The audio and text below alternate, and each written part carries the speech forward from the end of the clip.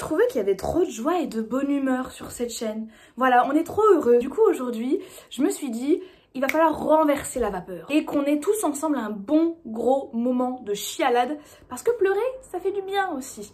Donc aujourd'hui, c'est pour ça que je vais vous parler des 3 livres qui m'ont fait le plus pleurer dans toute ma vie.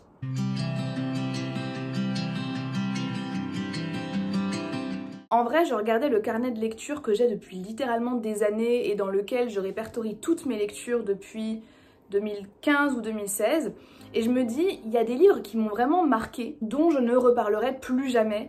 Et ça me faisait un petit peu de peine parce que c'est des livres auxquels je tiens beaucoup, pour diverses raisons, mais aussi qui valent vraiment le coup et qui sont en train de petit à petit disparaître dans les abysses de la littérature française et autres d'ailleurs, parce qu'il n'y a pas que de la littérature française, vous verrez ça. Et même hormis ça, je trouvais ça sympa de partager avec vous ces livres qui m'ont vraiment marqué et qui, je pense, auraient toujours le même impact aujourd'hui si je les lisais.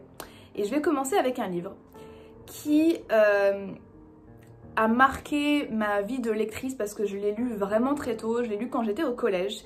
Et à l'époque, je participais à un club de lecture qui avait lieu de midi à 1h. En fait, le but de ce club de lecture, c'était de lire des livres déjà, mais surtout après de les présenter aux autres et de leur donner envie de le lire, et il fallait lire un extrait, enfin bref, c'est bizarre pour moi d'en reparler. Mais bref, du coup, ce livre, c'est Les larmes de l'assassin de Anne-Laure Bondou. Et ça a été un peu le début de mon histoire d'amour avec cette autrice, dans une famille où, ma foi, les liens sont pas très forts. C'est-à-dire qu'on a un couple et on a un petit garçon, et c'est vrai qu'il n'y a pas vraiment d'amour manifeste entre les parents et l'enfant. Et donc, l'enfant, il grandit un peu à la sauvage, étant donné qu'ils sont dans un endroit très reculé du pays, bah, ils sont les seuls, ils ne voient jamais personne, donc l'enfant grandit un peu au milieu des mauvaises herbes, et il y a parfois des voyageurs qui s'arrêtent chez cette famille pour pouvoir manger ou juste faire une halte le temps d'une nuit. Sauf qu'il y a un jour qui ne va pas ressembler aux autres et que il y a, donc je crois que c'est Angel, j'ai même pas lu la 4e de couverture, hein, je fais ça vraiment à chaud, au talent. Il y a Angel qui va arriver dans cette famille. Et ce n'est pas un voyageur comme les autres puisque cet homme est en réalité un assassin. C'est un meurtrier. Et donc, c'est pas vraiment vous spoiler que vous dire qu'il va tuer les parents de ce petit garçon, dont j'ai oublié le nom. Mais au moment de porter le coup fatal justement à ce petit garçon, Angel est pris d'une sorte d'empathie, un peu venue de nulle part quoi, pour un meurtrier. Va s'en suivre une sorte de cohabitation entre les deux personnages, plus qu'improbable. Et vous vous en doutez, au fur et à mesure de l'histoire, c'est un vrai amour qui va les lier. Et c'est d'une puissance vraiment incroyable. Je trouve que c'est assez fort en fait de la part de l'autrice de jouer sur les nuances et de questionner notre notion du bien et du mal, parce que automatiquement une personne qui commet des meurtres, qui tue des gens, oui, c'est pas ouf, c'est pas oufissime en termes de bienveillance. Mais c'est tout notre système de pensée et de valeurs qui est remis en question justement dans cet ouvrage, parce qu'on a accès à un aspect de la personnalité d'Angel qu'on n'a pas d'ordinaire lorsqu'on entend des histoires de crimes et de meurtres. Et le lien qui les unit est tellement pur et beau, puisque en fait, il n'y a aucune obligation. Ces deux personnages ne sont liés en rien, il n'y a pas les liens du sang, il n'y a pas d'obligation morale si vous voulez. Donc finalement, c'est la connexion qui a lieu, elle est pure, elle est authentique. Cela étant dit, gardez aussi en tête que les deux personnages vivent dans un endroit très reculé et qu'il y a un moment où il va falloir aller en ville pour pouvoir acheter des vivres. Et ça va être le moment où tout va basculer dans la vie des deux personnages, et donc je vous laisserai découvrir cette histoire. Moi je l'ai découvert très jeune, j'étais ado en fait, et ça a été un énorme coup de cœur. Même encore là, je vous en reparle, j'ai juste envie de le relire, en plus ça se lit très vite. C'est un très beau livre qui pose plein de questions sur la morale, sur le bien et le mal. En plus, c'est vrai qu'Anne-Laure Bondou a une très belle plume. Ça, il faut vraiment le souligner, elle écrit très bien, que ce soit pour le young adulte ou même pour de l'adulte, parce qu'elle a fait aussi de l'adulte. Après, je trouve qu'elle a vraiment un don, pour le coup, pour les histoires ados.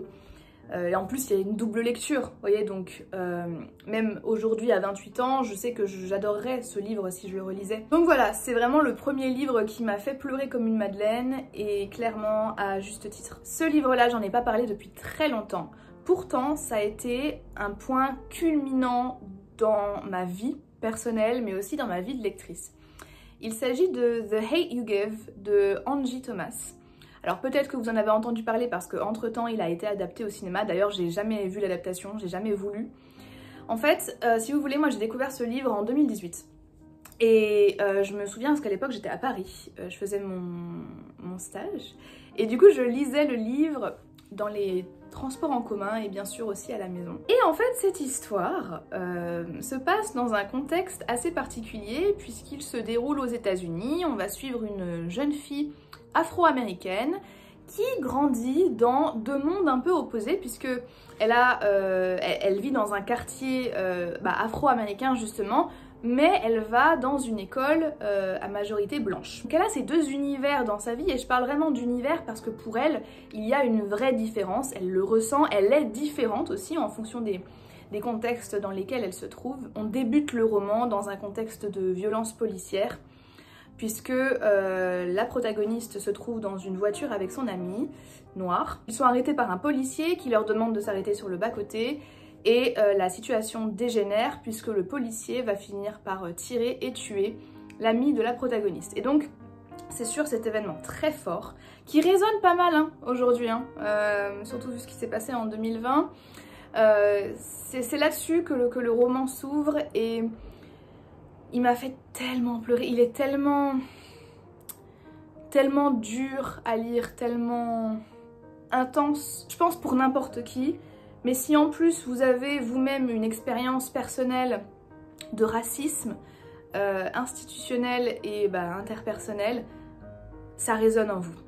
Et moi il m'a fait, encore une fois c'était la grosse chialade dans ce livre, mais en fait c'est un livre qui m'a permis de m'inscrire dans une communauté, dans un mouvement collectif, puisque c'est à la lecture de ce livre que je me suis dit, en fait je suis pas la seule à ressentir ce genre d'émotions, à avoir ce genre d'expérience et à me faire ce genre de réflexion, parce que c'est des réflexions très particulières qu'elle se fait. Étant donné qu'avant la lecture de ce livre, je n'avais jamais réellement eu de réflexion sur mon identité raciale, mais aussi de discussion avec mes proches là-dessus, c'était tout un univers qui s'ouvrait à moi là aussi.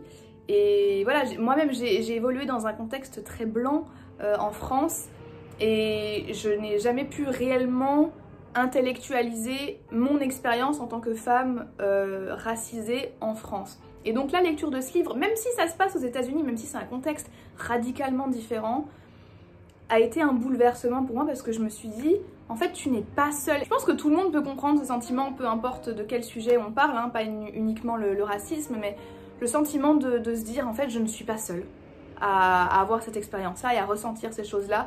C'est très très réconfortant, et c'est le début, en tout cas ça a été le début pour moi d'un cheminement intellectuel plus poussé, et d'une quête identitaire qui aujourd'hui a mené à la femme que je suis. Et pour cela je suis très reconnaissante d'avoir pu découvrir ce livre qui d'ailleurs a fait irruption dans ma vie juste avant que je parte aux États-Unis. Donc c'était assez ironique. Le troisième livre qui m'a fait le plus pleurer dans ma vie, c'est un recueil de poèmes que vous avez déjà vu passer certainement sur les réseaux, dont vous avez certainement déjà entendu parler, puisqu'il s'agit de alors Milk and Honey de Rupi Kaur, mais il y a aussi The Sun and Her Flowers qui est sorti après. La lecture de ce recueil a été un peu comme celle de The Hate You Give, sauf que là on était vraiment dans une démarche beaucoup plus féministe, dans une sorte de sororité littéraire qui vous englobe, mais qui aussi vous met face à certaines réalités qui sont parfois très dérangeantes. Dans ces deux recueils de poésie, en fait, l'autrice parle de son expérience de femme. Donc on passe de la découverte de son corps aux agressions sexuelles, à la relation aux autres femmes, à la relation à la sexualité en général. Et là aussi on se dit d'accord, en fait je suis pas la seule encore une fois à penser ça, à vivre ça, à ressentir ça. Et je le dis, c'est très englobant mais d'une manière cathartique, parce qu'il y a des poèmes qui sont très difficiles, d'ailleurs trigger warning, hein, voilà, je sais plus si c'est dans The Sun and Her Flowers, il me semble que c'est dans celui-là où elle parle d'inceste et de violence sexuelle, donc soyez préparés à ça, si jamais c'est quelque chose qui vous trigger, mais c'est effectivement dur à lire, mais d'un autre côté c'est aussi un vrai cocon en fait, ces recueils de poésie. C'est très facile d'accès, ça se lit très vite, en plus il y a effectivement une poésie des mots, mais il y a aussi une poésie visuelle, puisqu'il y a des petits dessins qui viennent ponctuer les poèmes. Et qu'est-ce que ces recueils m'ont fait pleurer bon sang. Le deuxième particulièrement, je l'ai lu quelques mois après une rupture. Ah mais j'étais au bout de ma vie, j'en pouvais plus. Et ça faisait aussi, comme je vous dis en fait, ça faisait aussi tellement du bien de me dire ok, elle aussi elle est passée par là et là elle s'en est sortie, donc moi aussi ça va aller en fait. Tout va bien se passer. En fait, voilà, c'est ça, ces recueils, c'est votre grande sœur, votre meilleure amie, votre maman, peu importe, votre tante, peu importe, qui vous prend dans les bras et qui vous dit ouais, c'est dur, tu traverses un moment difficile, mais tes émotions sont valides. Moi aussi je suis passée par là et tout va bien se passer. Tout va bien se passer. Des très beaux poèmes, très touchants, préparez-vous à chialer votre race, mais encore une fois, ça vaut le coup. Je serais très curieuse de savoir quels sont les livres qui vous ont fait le plus pleurer dans votre vie. Non pas que j'ai envie d'être triste à ce moment-là, parce que d'ailleurs on peut aussi pleurer de joie hein, à la lecture. Alors moi je crois que ça m'est jamais arrivé, mais ça m'intéresserait beaucoup de savoir quels sont les livres qui vous ont touché. J'espère que j'ai su vous donner envie de découvrir les ouvrages dont j'ai parlé dans cette vidéo. Vraiment, c'est des très belles... En plus, c'est assez hétéroclite là, hein, ce que je viens de vous présenter. Vraiment, c'est des très beaux livres, même à offrir à quelqu'un. Je trouve que vous pouvez pas vous tromper avec ce genre de titre. Donc j'espère que j'ai bien fait mon taf. Pour le coup, j'y tiens vraiment. Et je voulais encore une fois vous remercier pour votre assiduité et pour votre soutien constant. Je lis toujours avec grand plaisir vos commentaires, ça me va droit au cœur, ça me touche beaucoup. Donc merci, merci, merci d'être là, merci de me suivre et merci d'avoir regardé cette vidéo jusqu'à la fin. Moi je vous dis à très bientôt dans une prochaine vidéo. Bye bye.